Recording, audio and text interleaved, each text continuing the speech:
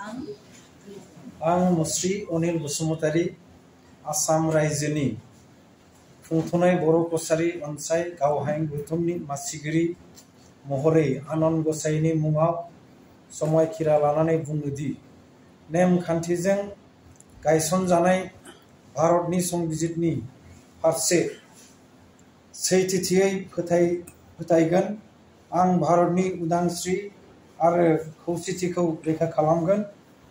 फोथायथाव आरो गोथार गोसोजों आंनि बिबानखौ मावलांगोन। गिनाय एबा गेलेमनाय, अननाय एबा गाज्रि गोसो लायाजासे संबिजित आरो नेमखान्थि बादियै साफ्रोमबो सुबुंनि फारसे गिबियावनो दिन्थिगोन। बर' कसारी अनसाय गावहाङै खुंथायनि गासै ओनसोलनि बर' रायजोफोरनिसिम आंनि गोसो गोथारै मोनसे खुलुमनाय सिबिनायखौ जासिग्रोबाय। जोंनि 2020 मायथाइनि जायनाखि बर' कसारी वेलफेयार अट'नमास काउन्सिलनि जायनाखि एक्ट 2020 बे एक्टआव बे आयेनाव चेयारमेननि जायनाखि दायित्व निसय दिनैनिफ्राय आं बेखौ मोनसे एक्सारसाइज खालामनो बाहागो लानो थोंजोङैनो खाबु मोनसिगोन। आरो बे आयेननि गेजेरजों जोंनि काउन्सिलाव थानाय गासै दैदेनगिरि बिसेसकै मानगोनां चिफ, डेपुटि चिफ, मानगोनां डेपुटि चेयारमेन आरो गासै एक्जिकिउटिभ मेम्बार्स बिथांमोनजों जों जयै खामानि मावनो खाबु मोनगोन। एक्जिकिउटिभ काउन्सिलानो आयेन बायदिब्ला सबसे गोजौआव बिथांमोननि जायनाखि बिथांमोनजों थाफानानै आयेननि जाखिनि आयेनाव जाखिनि लिरनाय दङ चेयारमेननि बे बिबानखौ दिनैफ्राय बाहायनो बा एक्सारसाइज खालामनो खाबु मोनसिगोन। बेयाव आंनि थाखाय मोनसे गोजोनथाव जे आं मैया दाखालि एक्जिकिउटिभ मेम्बार्स दंमोन। जोंनि आगोलनि मासिगिरिया माखासे जाहोननि थाखाय बिथांखौ दोनथ'नायाव आं बे खंख्ला जानाय खालि जानाय मासिगिरिनि बिबानखौ दिनै आंनो होनाय जाबाय। बेखिनियानो आं आसा खालामो जोंनि एक्जिकिउटिभ काउन्सिल मानगोनां मिनिस्टार बसुमतारीनि दैदेननायाव जा काउन्सिला सोलिगासिनो दङ बिथांमोननि निर्देशआव बिथांमोननि हेफाजाबाव निस्सय चेयारमेन हिसाबै जों आवगायलांनांगोन। बेखिनियाव जोङो मख'नांगोन खौसेथि बर' सुबुं आफादनि गासै आफादगिरिनिफ्राय जागायजेननानै मिरु आफादनि आफादगिरिनिफ्राय जागायजेननानै गासै जायनाखि बिबानगिरि बिथांमोननि निस्सय बे थोंजोङै रल थागोन।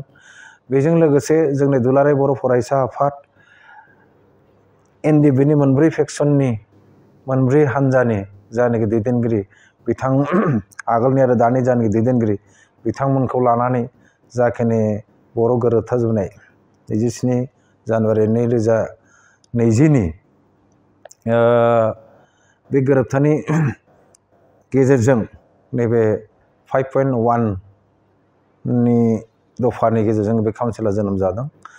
दा ओंखायनो बेवहाय थानाय गासैनि स्टेक हल्डार बा एकर्ड सिगनेटारि अर्गेनाइजेसन बिथांमोनजों जयै एसे काउन्सिलखौ आरोबाव साबसिननिफ्राय हामसिन मोनसे मडेल काउन्सिल लांनो थाखाय जाखिनि खामानि मावगासिनो दं दानि एक्जिकिउटिभ काउन्सिला निस्सय बेवहाय आं चेयारमेन हिसाबै जाखिनि रल दङ आं बेखिनिखौ बिथांमोननि एडभाइसआव बिथांमोननि निर्देशआव निस्सय मावफुंनो हागोन। बे समाव नोंथांनि चेनेलजों आरो खेबसेबाव गासै जोंनि खौसेथि बर' सुबुं आफाद, दुलाराय बर' फरायसा आफाद आरो एनडिबिनि मोनब्रै हान्जानि गासै दैदेनगिरि बिथांमोनजों लोगोसे बर' हारिनि गासै बे ओनसोलनि गोरों गोरा रायजोफोरनि खाथियाव मोनसे आंनि खुलुमनाय आरो सिबिनायखौ जासिबाय। एजेन्टआ गोजोन्थों। नङा बेखौ आंनि बिजाबनिफ्राय बुंनांगौ जेबो थाया। बेखौ एक्जिकिउटिभ काउन्सिला सिद्धान्त लागोन, आसाम सरकारा सिद्धान्त लागोन। नङा आं आरो नोंथांनि चेनेलजों मोनसे आसाम सरकारखौ मोनसे गोजोननाय आसाम सरकारा जाखिनि खालामना होबाय दिनै फुंनि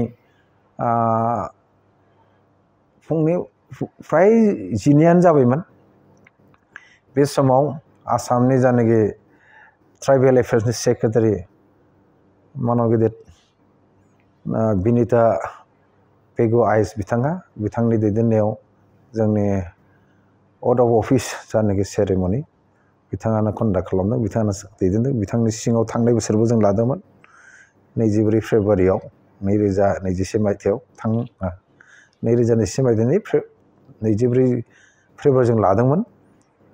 बे एखे अफिसारानो दिनै आंखौबो होबाय, बिथांनिसिम साबायखर। आरो लोगोसे बिथांजों थाफानाय गासै अफिसार बिथांनिबो साबायखर। आसाम सरकार मानगोनां गिबि मन्थ्रि डक्टर हिमन्त बिश्व शर्मानो आरो खेबसेबाव लोगोसे जोंनि बे डिपार्टमेन्टनि मन्थ्रि डक्टर अनुज पेगु बिथांनिसिम आंनि मोनसे सिबिनाय आरो साबायखरखौ मोजां मोननायखौ बावहरफिनबाय। फिन खेबसे फैनाय दिनफोराव निस्सय जोंनि गासै काउन्सिलनि सिपनिफ्राय गासै दैदेनगिरि बिथांमोना निस्सय मदद खालामगोन, मोजां सुबुरुन मोनगोन। लोगोसे जोंनि गोरों गोरा दा जिहेतु काउन्सिलाव मावनांगौ बिराद बुरजा खामानि दङ आरो बिराद बुरजा खामानि मावनो आसाम सरकारा खाबुबो होगासिनो दङ। ओंखायनो दा जोंनि अनगयिं जानाखि बाजेटनि रांफोरखौ सम मथे जोङो बाहायनो हायो, बेनि थाखाय जोंहा गोबां खामानि मावनांगौ दङ। ओंखायनो आसाम सरकारा दाख्लैनि जानो 5.2 नि जानाय एडभाइजारि कमिटि, बे कमिटिनि मानगोनां चेयारमेन आदा उर्खाव गोरा ब्रह्म मानगोनां मन्थ्रि आसामनि बिथांनि जानाखि दैदेननायाव, बिथांनि आफाद दैदेननायाव लोगोसे बेजों चेयारपारसन डक्टर रनज पेगुनि दैदेननायाव गोबां थांखियाव जों सहैनो हादोंमोन। बेनिनो दाखालि 8 आगस्तआव 9 आगस्तआव गिदिर मोनसे वर्कशप माने स्पेसिफिक डेभेलपमेन्ट निड्स माने बड' population in the villages outside BTR with various Bodo' organisation, बे टपिकखौ लानानै जाखिनि चेयारमेन जालांबाय, बे चेयारमेन जाखांनायनि उनाव आरोबाव काउन्सिला बिराद बुरजा खामानि ओंखारबाय।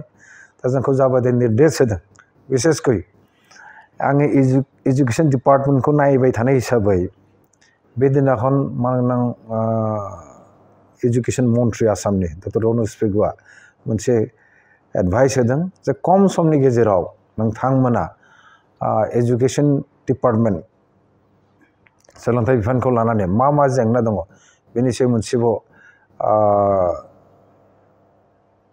सेमिनार नोंथांमोना अर्गानाइज खालाम। बे सेमिनाराव गोरों गोराखौ लिंहर, बे गोरों गोराया मा साजेसन होयो बेनि गेजेरजों नोंथांमोना बे जोंनो आसाम सरकारनो मोनसे माखासे लिरनायनि गेजेरजों नोंथांमोना मोनसे स्टेटास रिपर्ट जोंनो थाबैनो हरदो। बेखिनि गोबां खामानि एजुकेसन डिपार्टमेन्टआ ओंखारदों। बेजों लोगोसे वर्कशपनि जानाखि थांखि बायदिब्ला जोङो जोंनि बे ओनसोलाव मा गमामायैनो खामानि मावनांगौ बेनि मोनसे डिपिआर बायदि मोनसे स्टेटास, बबे मा पर्याय दङ, बबे दरखार माखासे डेभेलपमेन्टेल जानाखि वर्कस जानांगौ, खामानि जानांगौ, बेखौ जोंखौ लिरनानै बरननो थिनदों। जों बेफोरनि खामानिनि थाखाय बेबो 15 साननि गेजेराव बरननांगौ।